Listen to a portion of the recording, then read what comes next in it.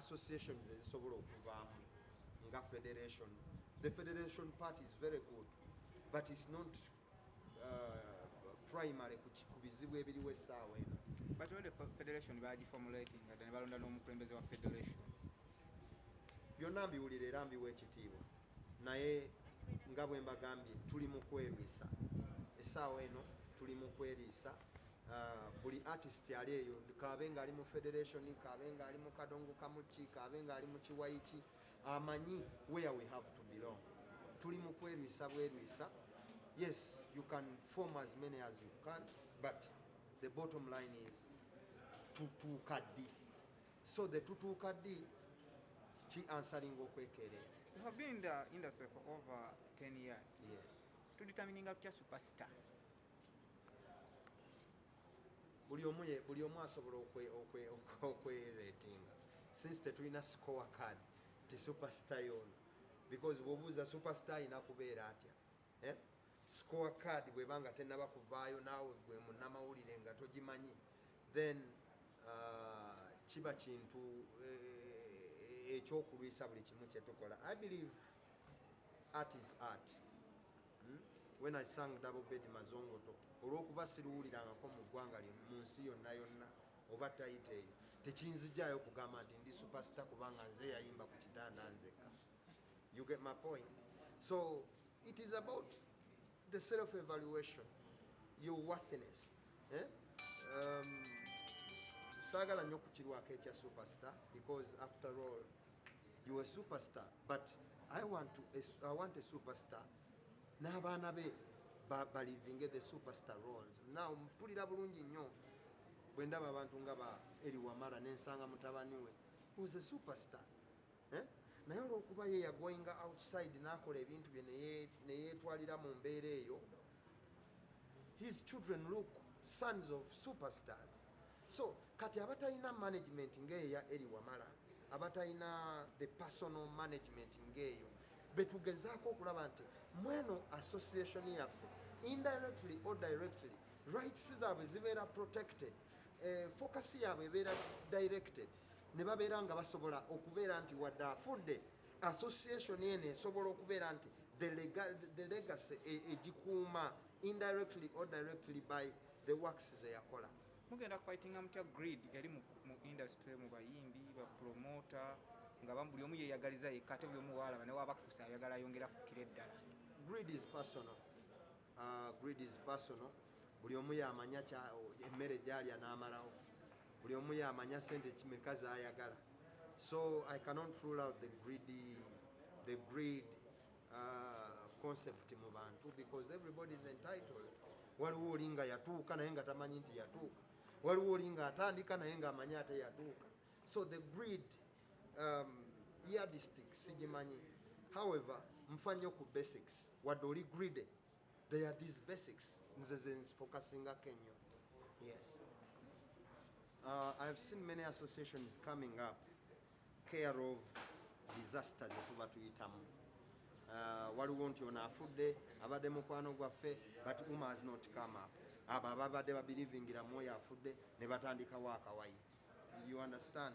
Kati tuli mu mbeera nti abantu bali torn apart because of not working, tebalina incomes, blah blah blah. So bangu okutomezeka. You understand? So mbirivinga nti taatawo abataatawo Uma erina okustandinga ku focus. Manyi obwo obuwayo obujja care of nawulidde kasa egundi waliyo sente, nawulidde bagenda gaba akawunga, after the kawunga kukagaba zisaanawo. So let Uma stay mu lane yaayo, buli kimu kijja kutambula. Everybody will discover bagambe kitegeeza kino kyekibiina ekituufu, because we have had many, but ezikyaliwo ezikyastandinga owulira zonna zeekona ku Uma nezikola ki neziddayo. So abaliwo abayimbi abatalina love of other artists nti batuuka n'okutuula n'omukulembeze ne at the end of the day tebalina kye baleetera ku tebo eri abayimbi bewansi. Batusaba okutangaza n'ensonga bwe tuba nga tusobola okutuula ng'abayimbi nga tulina omukisa nti tulina abayimbi bannaffe abantu abatagenda wa minisita wa culture naye nga bagenda wa mukulembeze straight, naye nga ebizibu byaffe tebinaggwa even quarter, then we have a problem. You understand? If we have people who can dine with the president, who can move in the president's chopper, but our problems are not yet solved, even half or quarter, we have a problem. So it comes back to us. Ffe tukkiriza nti ebizibu byaffe ffe tulina obyemalira, not externals. President Museveni doesn't know how people earn from music. Ne bwe naamunnyonnyola tajja bitegeera. You understand? Ebivulu omugamba ekivulu, how is ekivulu organized, tabimanyi. You understand? Kyobola bw'ogenda ku luguudo olwo lwa Bombo Road, emmotoka ne bakulaga ku cameras, emmotoka z'abayimbi ezigenze eggulu, bonna babawa appointment kugenda kunnyonnyola, ne gwe bannyonnyola tannaba kukakata ati akola atya, music akola atya. So it is us okusooka okwematiza what we want first of all, because ne bona ogende wa genocide nga tomanyi ati oyagala ati afaanana atya. Yes, mbane tuli bubi njagalayo miliyoni, senga afuna miliyoni 10 kiba kiggwa. Oyagala ati afaanana atya. Sale once omunnyonnyole ati oyagala afaanana atya. Onsonga ya Geno yennyini, Yes. today mu industry Geno afuuse Geno. Where do you see Geno tali mu kugiyuzaayuzaamu? Geno is achieving, I must be open. How? Nti buli lwe badividinga, one of the techniques za government eno is the divide and rule. So this industry bamanyi what it means. Dr. Hilderman okubanga ayogera kyekimu ne Ragadi, bamanyi what it means Cindy okubanga ayogera kyekimu ne Bobi Wine, bamanyi what it means Megadi okubeera mu America naye nga ayogera kyekimu ne Jose Camillo. They know what it means. They can never allow Ragadi to speak the same like Chiaga. They can never allow Jose Camillo to speak the same like Message Semakula or like who and Katoluwa. What the bitunyiga byebimu, they will make us believe ebitunyiga si byebimu. Oli ajje mu kamera ayogere as if ye ali mu industry yanjawulo. We are in the same industry where copyright is violated, where we don't earn from whatever. It is absurd okujja ku TV nenyumya nti ndi superstar when my songs are not making money. Superstars earn every minute. These people are taking our power in the industry. Like, balinga bali mtwala amaanyi gaffe. Now what are we going to do? Batwala z'abajega ffe weetuli. Wakayingira parliament ne bakwasa ekifo ky'obwa shadow minister obwa culture, kyokka ate ne wajjawo enjawukana ebizibu ebyenjawulo ne bijjawo ngaawo kwawukana kw'abayimbi uma labanika miliyoni afuminga ekiki enteekateekayo eri kyokulaba first of all ng'oyunitinga bino ebibiina ebibiri. Sookera ddala nze ndi neutral. Buvunaanyizibwa bwange okulaba nga ba artist bali united. So saalondeddwa just kwenjoyinga bifo. Buno bwemu ku buvunaanyizibwa bwange obwampeereddwa era bwe nina okukolako.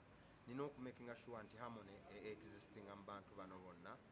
Naye ate ng'abaddewo mu ati mmanyi buli bwe wabeerawo ebitambula mu lukuubo eyo nti oba waliwo akasente akajja oba waliwo ekintu ekijja, watera okubaawo ebiwayiwayi mu ngeri eno. So manyi nti since ebaddewo ebbanga esigale ku mulamwa, esigale ku kyagitondwawo, kyagitondesaawo, then kino ekiri temporary ebiyitaayita eyo mu nkubu oba waliyo obusente obujja mbimanyi bwe banaamala obbulya ng'abantu bakomawo ewaka. Alright, tusuubire nti ogenda kukubira kamiliyoni essimu omuyite omugambe ssebo mukama wange osobola okutuula nesooka netutereeza wuma then netulyoka tulaba ekiyinza okugenda mu maaso. Mukulu wange muwe ekitiibwa era manyi nti byakola byonna byonna abikola for the love of the industry, era njagala okusaba amaanyi ge muwabule nti bwe tuba twetaaga okutambulira awamu ge maanyi gaffe. So nja mukubira kasimu nfuna appointment ngende mulabe such that twogerezeganya tulaba ayinza okuba nga mpulira obya naye nga ye ate sinnaba mukola ki kumuwuliriza. Bagamba tosala gwakawala nga tonnawulira gwakalenzi. Honorable, ekyokubeera ng'ensonga z'abayimbi kati ziggweera wa muntu omu atali muyimbi genosale tolaba nga wajja maaso ewajja bbaawo obuzibu nti ne wuma ejjatuuka ng'ekulibwa omuntu atali muyimbi? Eyo ye design y'eggwanga. N'ensonga ezimu ez'ababooda oziwulira beekubira endulu president ne gwe babyeko yiikayo ettaka agamba president tuyambe. So abakulembeze abaffe ab'oku ntikko bwe batyo bwe badesigninga eggwanga, naye twagala okuzzaayo ffe eggwanga to make sure nti ebintu bikwata nga bwe birina okukwatibwa. Kkirizagana afande Sale tamanyi bya music era tubimusomesa, but bw'anwalwawo bikwata ensobi zijja kusigala nga zigenda mu maaso. Katonda bw'anaatuyamba n'abikwata bulungi nga naye ayagala eggwanga, then tujja kujjamu ekituufu. Yeah. Honorable, waliwo ekya ministry eya gender yo nga yo ekoze ekimala okulaba nga eyamba music industry kuba tulaba ministry endala nga tourism olaba nga bafa ku bintu ku wildlife and all that. Olowooza ministry yekoze ekimala? Ministry ya gender erabika waliwo budget etambula. Ministry ya gender tebangako na agenda ya kuunitinga ba artist. Njagala ogenda obuze minister wa gender owa transport ayinza okuba amanyi bodaboda ababodaboda bameka baalina mu ggwanga oba aba taxi. Genda obuze owa gender ba artist bameka boolina mu ggwanga. Ajja kutuma ajja kugamba mpaamu ku budde. You understand? So tuli mu ministry tamanyi kiki kyeyina kukola era twagala nagivaako tufune ministry eyaffe eyeyawudde ey'ebitonde ey'abatonda ey'abakola creative arts. Honorable Kisembayo, oyogedde ku ba promoters awo mu meeting mwali muyingira parliament mwatugamba ekimu ku biteeso bye mwagala osookerako kyekyokuba nti basooka ne baakauntingira ssente ezo ze baabawa. Ekintu ekyo kituuseewa Honorable?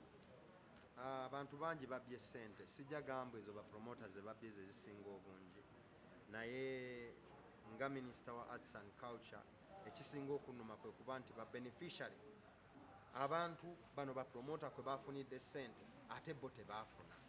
You understand? Promoter baamuwala emise miliyoni 2 ng'agamba alina okusasula kiyaga oba yasasula kiyaga naye nga teyamukola ki teyamusasula. So obwenkanya is the most thing kyekiri paramount nze kyenfaako eri artist oyo akozesa ate promoter okozesa erinnya lya artist okufuna ssente ate n'atabaako ngeri gy'asootinga artist.